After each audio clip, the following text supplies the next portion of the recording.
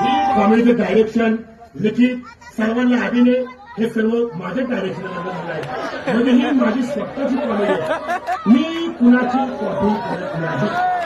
माझेच लोक सगळे कॉपी करतात. आणि दुसरी गोष्ट सांगायची माझी माझी मावशी त्याला एकच विनंती आहे, तुमच्या नातवाला म्हणावं एवढं ते धुरंधरचं तरी सोडा, नाहीतर हिथनं तिथनं सगळंच घेतलंय, एवढं तरी सोडा. हा म्हणून सांगायचं म्हणजे त्यांना देखील कॉमेडी मीच बसवून दिलेलं आहे. जसे तुम्ही कलाकार आहात तसे आम्ही सुद्धा कलाकार आहे.